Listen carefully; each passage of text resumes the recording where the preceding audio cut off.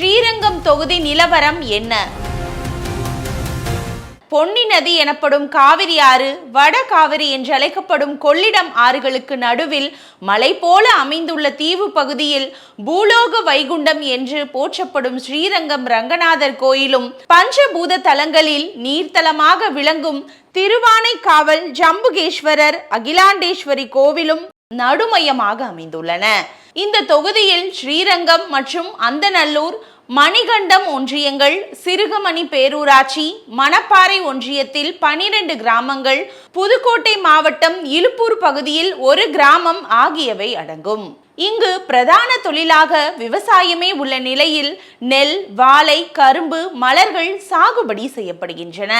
கல்வியில் மாணவர்கள் சிறந்து விளங்கும் வகையில் நவலூர் குட்டப்பட்டியில் தமிழ்நாடு தேசிய சட்ட பல்கலைக்கழகம், அன்பில் தர்மலிங்கம் வேளாண்மை கல்லூரி மற்றும் ஆராய்ச்சி நிறுவனம், சேதுராப்பட்டியில் அரசு பொறியியல் கல்லூரி, தொழில் வளர்ச்சிக்கான அஸ்திவாரமாக மொண்டிப்பட்டி காகித சாலை, மணப்பாறை கே பெரியப்பட்டி சிப்காட் செயல்பட்டு வருகின்றன.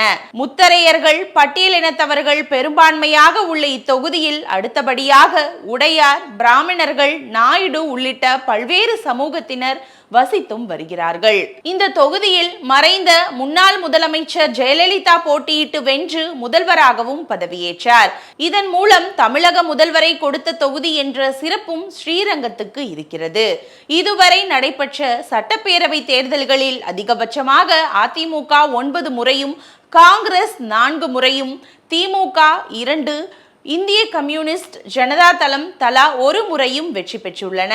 கடந்த சட்டப்பேரவை தேர்தலில் திமுக வேட்பாளர் எம் பழனியாண்டி 1,13,904 வாக்குகளும், அதிமுக வேட்பாளர் கூபா கிருஷ்ணன் 93,989 வாக்குகளும் பெற்றனர். 19,915 வாக்குகள் வித்தியாசத்தில் எம் பழனியாண்டி வெற்றி பெற்றார்.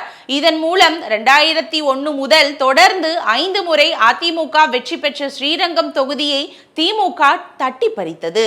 ஸ்ரீரங்கம் திருவானைக்காவல் பகுதியில் அடிமனை பிரச்சனை நீண்ட காலமாக தீர்க்கப்படாமல் உள்ளது. இந்த வாழ்வாதார பிரச்சனையை தீர்ப்பவர்களுக்கே வாக்கு என்ற முடிவில் இருக்கின்றனர் அப்பகுதி மக்கள். நெல், வாழை போன்ற விளை பொருட்களுக்கு உரிய விலை கிடைப்பதில்லை. ஆண்டுதோறும் இயற்கை பேரிடரால் பாதிக்கப்படும் விவசாயிகளுக்கு உரிய இழப்பீடும் கிடைக்கப்படுவதில்லை.